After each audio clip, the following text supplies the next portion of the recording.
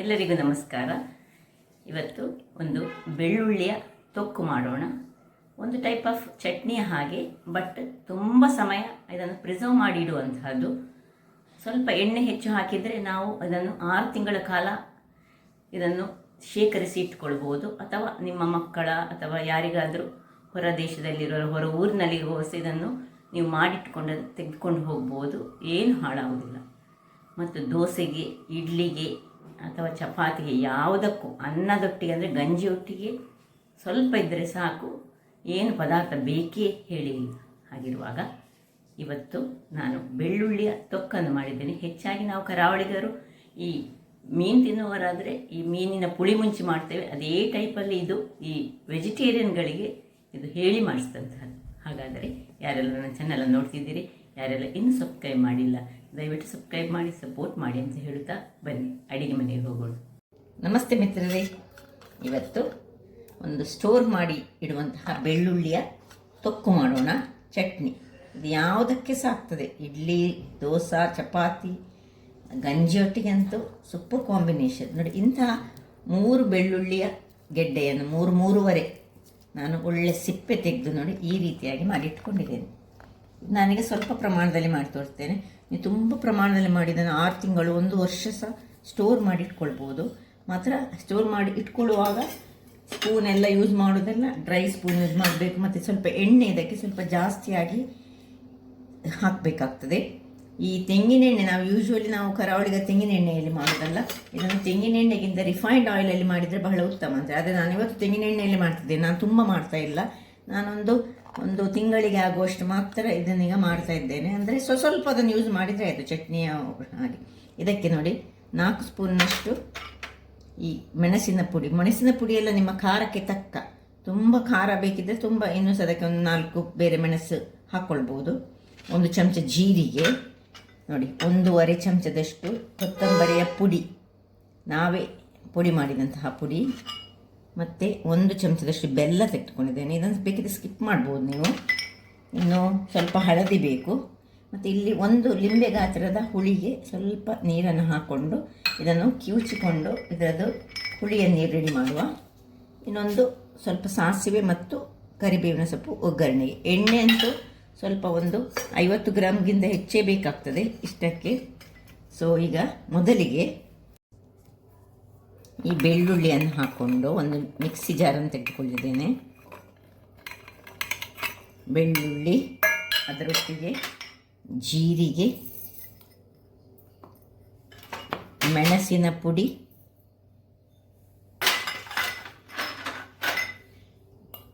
ನಾನು ಸ್ವಲ್ಪ ಬ್ಯಾಡಿಗೆ ಮೆಣಸಿನ ಪೌಡರ್ ತೆಗೆದುಕೊಂಡಿದ್ದೇನೆ. ನೀವು ಬೇಕಿದ್ದರೆ ಅದರೊಟ್ಟಿಗೆ ಗುಂಟೂರು ಮೆಣಸನ್ನು ಸಹ ಗುಂಟೂರು ಮೆಣಸು ಮಿಕ್ಸ್ ಪೌಡರ್ ಅದು ತೆಗೆದುಕೊಳ್ಬೋದು. ಮತ್ತು ಈ 1.5 ಚಮಚದಷ್ಟು ಈ ಕೊತ್ತಂಬರಿಯ ಪುಡಿ, ಇಷ್ಟನ್ನು ನಾವು ಹಾಕಿ ನಾವು ಇದನ್ನು ಏನು ನೀರು ಹಾಕದೆ ಒಂದು ಗ್ರೈಂಡ್ ಮಾಡ್ಕೊಂಡು ತರ್ತಾನೆ.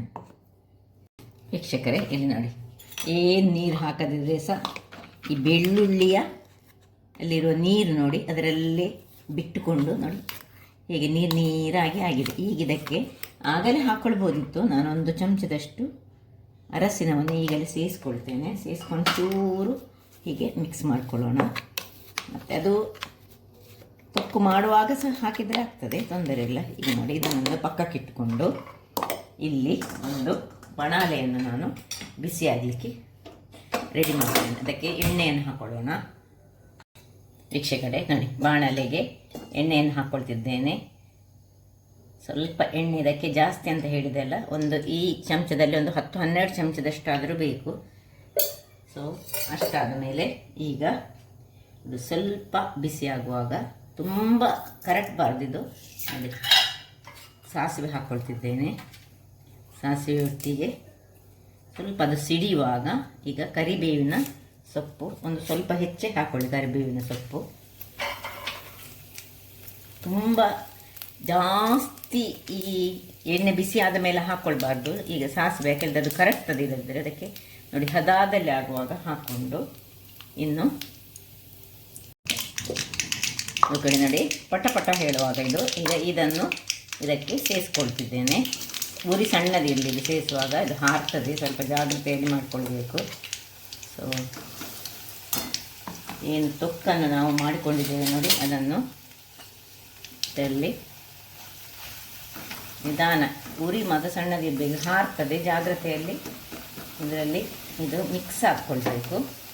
ಸೊ ಎಲ್ಲವನ್ನು ಸಹ ಚೆನ್ನಾಗಿ ನಾನೀಗ ಹಾಕ್ಕೊಳ್ತಿದ್ದೇನೆ ಇದಕ್ಕೆ. ನೋಡಿ, ಇದು ಅಂಟಿಕೊಂಡಿದೆ, ಅದರಿಂದಾಗಿ ಹೀಗೆ ಸ್ಪೂನಲ್ಲಿ ಬರ್ತಾ ಇಲ್ಲ.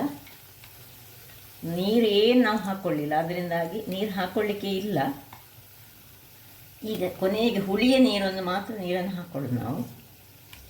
ಇನ್ನು ಇದು ಒಳ್ಳೆ ಎಣ್ಣೆಯಲ್ಲಿ ನಾನು ಫ್ರೈ ಆಗಬೇಕಿದ್ರೆ ಹಸಿ ವಾಸನೆ ಎಣ್ಣೆಯಲ್ಲೇ ಹೋಗಬೇಕು. ನೋಡಿ, ಈ ಗಂಟು ಗಂಟು ಇಲ್ಲದ ಹಾಗೆ ಇದನ್ನು ಚೆನ್ನಾಗಿ ತಿರುಗಿಸ್ಕೊಳ್ಳೋಣ. ಇಲ್ಲಿ ನೋಡಿ, ಇದರ ಹಸಿ ವಾಸನೆ ಎಲ್ಲ ಹೋಗ್ತಾ ಇರುವಾಗ ಈ ಏನು ಹುಣಸೆ ಹುಳಿ, ಒಂದು ಲಿಂಬೆ ಗಾತ್ರದ ಹುಣಸೆ ಹುಳಿಯನ್ನು ನಾನು ತೆಗೆದುಕೊಂಡಿದ್ದೇನೆ. ಇದನ್ನು ಈ ಹುಣಸೆ ಹುಳಿಯ ನೀರು ಮಾತ್ರ ಇಷ್ಟು ನಾವು ಈಗ ಸೇರಿಸೋಣ. ನೋಡಿ, ಈಗ ಸ್ವಲ್ಪ ಉರಿಯನ್ನು ಸ್ವಲ್ಪ ಜೋರು ಮಾಡಿಕೊಳ್ಳೋಣ. ಜೋರು ಮಾಡಿಕೊಂಡು ಉಪ್ಪು ರುಚಿಗೆ ತಕ್ಕಷ್ಟು, ನಾನಿವತ್ತು ಹಿಮಾಲಯದ ಪಿಂಕ್ ಸಾಲ್ಟ್ ಹಾಕ್ತಿದ್ದೇನೆ. ನೀವು ಬೇಕು ಕಲ್ಲುಪ್ಪು ಹಾಕಿದರೆ ಆ್ಯಕ್ಚುಲಿ ಬಹಳ ಒಳ್ಳೆಯದು. ಎಷ್ಟು ಬೇಕು ಅಷ್ಟನ್ನು ನೋಡಿಕೊಂಡು ಉಪ್ಪು ಹಾಕ್ಕೊಳ್ಬೇಕು. ನಾನು ತುಂಬ ಪ್ರಮಾಣದಲ್ಲಿ ಮಾಡ್ತಾಯಿಲ್ಲ, ತುಂಬ ಪ್ರಮಾಣದಲ್ಲಿ ಮಾಡುವ ತುಂಬ ಮಾಡ್ಬೋದು. ನೋಡಿ, ಕಲ್ಲರ್ ನೋಡಿ ಚೇಂಜ್ ಆಗ್ತಾ ಬಂತೀಗ. ಯಾವ ಕಲ್ಲರಿಗೆ ಬಂತು ಹೇಳಿದರೆ ಸ್ವಲ್ಪ ಕಪ್ಪು ಕಲ್ಲರಿಗೆ ಬರ್ತದೆ. ಮತ್ತು ಹೇಗೆ ನಾವು ಮೈಸೂರು ಪಾಕ್ ಮಾಡುವಾಗ ಅದರದ್ದು ಎಳೆ ಎಳೆ ಎಳೆ ಬಿಟ್ಟು ನೋಡಿ, ಅದೇ ರೀತಿಯಲ್ಲೇ ಆಗ್ತದೆ. ನೋಡಿ, ಈಗ ಇದು ಈ ಹಾಕಿದಂತಹ ಹುಳಿಯ ನೀರು ಚೆನ್ನಾಗಿ ಇದರಲ್ಲಿ ಡ್ರೈ ಆಗಬೇಕು.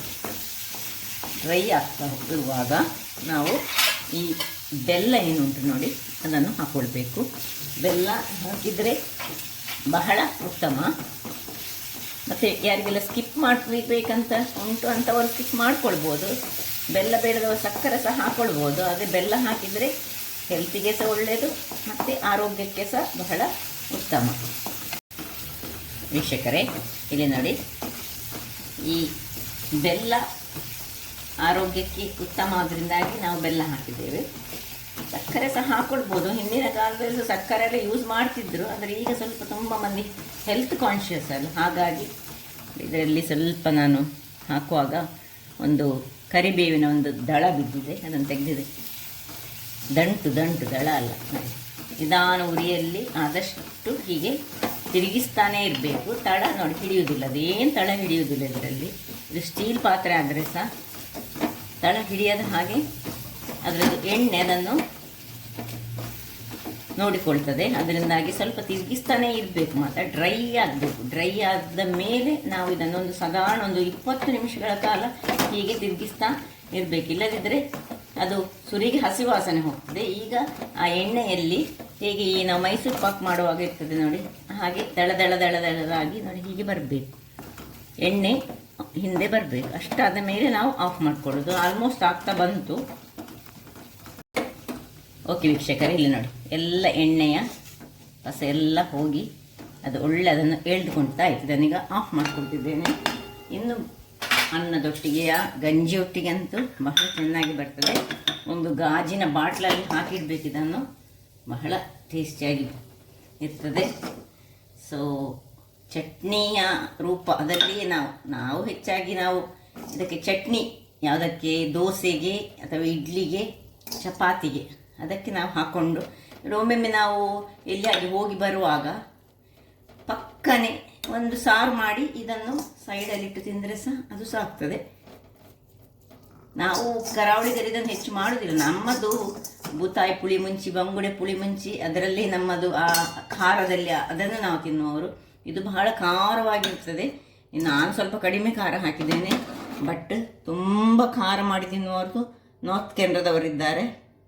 ಹಾಗಾದರೆ ನೋಡಿದ್ರಲ್ಲ ವೀಕ್ಷಕರೇ, ಒಂದು ಸುಲಭ ವಿಧಾನದಲ್ಲಿ ಇಂತಹ ಒಂದು ಚಟ್ನಿಗಳನ್ನು ಮಾಡಿ ನಾವು ಸ್ಟೋರ್ ಮಾಡಿ ಇಟ್ಕೊಳ್ಬೋದು. ಇದನ್ನು ಹೊರಗೆ ಇಟ್ಕೊಳ್ಬೋದು. ಆದರೆ ನಾವು ಸ್ಪೂನ್ ಯೂಸ್ ಮಾಡುವಾಗ ಬಹಳ ಜಾಗ್ರತೆ ಮಾಡಬೇಕು. ಮತ್ತು ತುಂಬ ಎಣ್ಣೆ ಹಾಕ್ಕೊಳ್ಬೇಕಾಗ್ತದೆ. ತುಂಬ ಎಣ್ಣೆ ಹಾಕಿ ಮಾಡಿದರೆ ತುಂಬ ಸಮಯ ಹೊರಗೆ ಇಟ್ಕೊಳ್ಬೋದು. ಇಲ್ಲದಿದ್ದರೆ ನಾವು ಇದನ್ನು ಒಂದು ಫ್ರಿಜ್ಜಿನೊಳಗೆ ಇಟ್ಟರೆ ತುಂಬ ಉತ್ತಮ. ಸ್ವಲ್ಪ ಮಾಡಿ ಒಂದು ವಾರದೊಳಗೆ 10 ದಿವಸದೊಳಗೆ ಮುಗಿಸ್ಕೊಳ್ಬೋದು. ಹಾಗಾದರೆ ನನ್ನ ಈ ಕುಕಿಂಗ್ ಚಾನಲ್ ನಿಮಗೆ ಇಷ್ಟ ಆದರೆ ಬೋಳೂರು ಸುವರ್ಣ ಚಾನಲನ್ನು ಲೈಕ್ ಮಾಡಿ, ಶೇರ್ ಮಾಡಿ, ಹಾಗೂ ಸಬ್ಸ್ಕ್ರೈಬ್ ಮಾಡಿ, ಹಾಗೂ ನನ್ನ ಇನ್ಸ್ಟಾಗ್ರಾಮ್ ಪೇಜನ್ನು ಫಾಲೋ ಮಾಡಿ. ಧನ್ಯವಾದಗಳು.